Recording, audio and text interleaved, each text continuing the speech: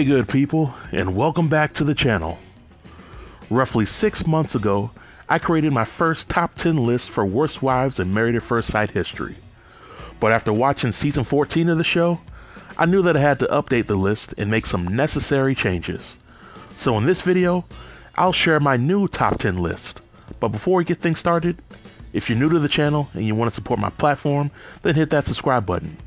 I'm less than 90 subs away, and I appreciate any and all forms of support. So without any further delay, let's jump into this list. In the new revamped list, I'm moving Danielle to number 10. Danielle was from season 5 Chicago, and she was married to Cody. Some folks may be wondering why Danielle is even on the list, and my response to that is that Danielle made zero effort to make her marriage work, while Cody did everything in his power to try to hold on to hope. And of course, if Danielle wasn't physically attracted to Cody, then she shouldn't be forced to stay with him. But at the same token, she signed up for a show in which she placed her trust in the experts to pick the best husband for her. It just seems pointless to sign up for a show like this, only to sabotage your own process. I'm moving to Mirla for number 9.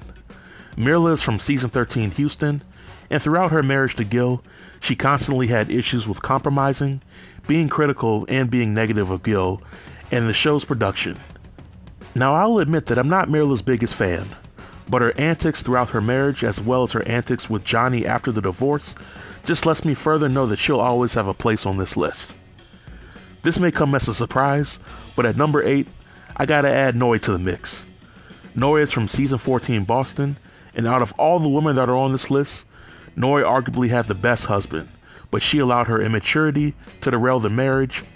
And even after she and Steve had officially separated, she continues to throw shots at Steve and takes the low road, which leads me to believe that she needs some serious counseling.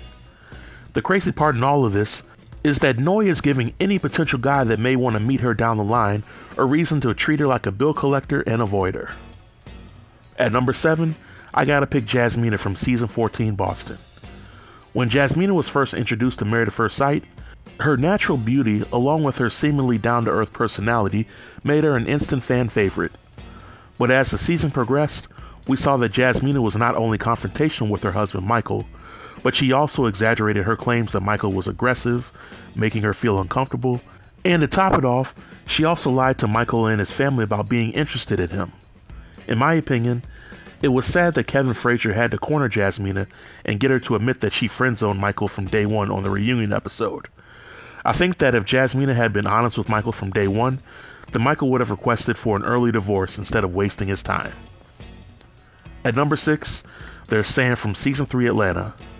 She was married to Neil, and for the bulk of her time on the show, she was just plain mean and disrespectful to Neil, and none of it was warranted. Now I respect Sam for how she finally came around towards the end of the show, but by then it was too late.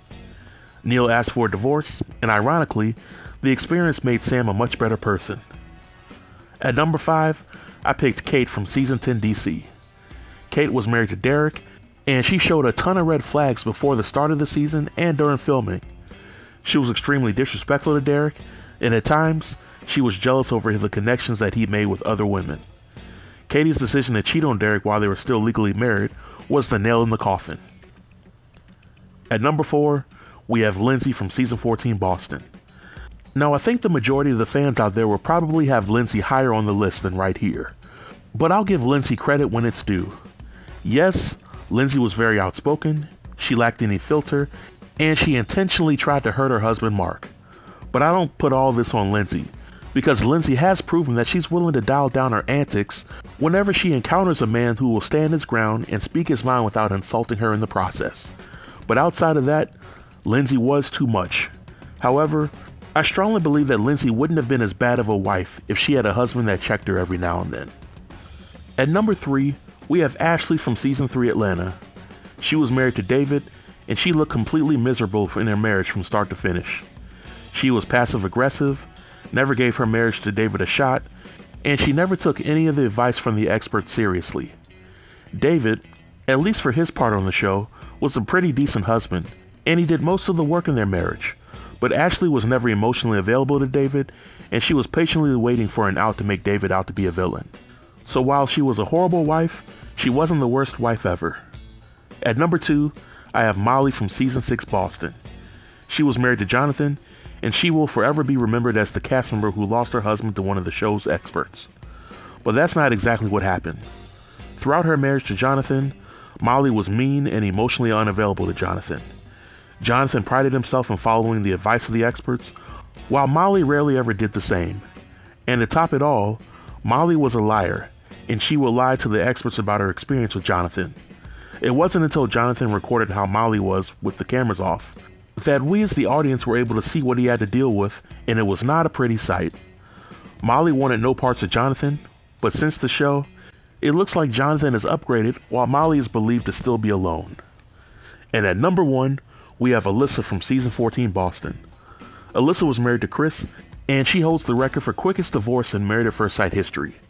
What was so aggravating about Alyssa was that she never gave Chris a chance, and instead of simply telling Chris that she didn't want to be with him, she made his experience so miserable that he had to be the one to ask for the divorce, because she had no intentions of doing it. Alyssa also told outright lies about the things Chris was doing to her, and it quickly became apparent that she had no business being on the show. So this is my revisited list for the top 10 worst wives in Married at First Sight history, but I would like to hear from you all on whether you agree or disagree with the list. Did I leave anybody off, or did I get the order wrong? Feel free to leave your comments below in the comment section, and I'll be sure to reply to each and every comment. And one more thing, before anybody says it, yes, I plan to revisit my top 10 list for worst husbands on the show next week. So don't worry, I believe in equal opportunity around this camp, and anybody can get it. So until next time, stay tuned and stay safe. Peace.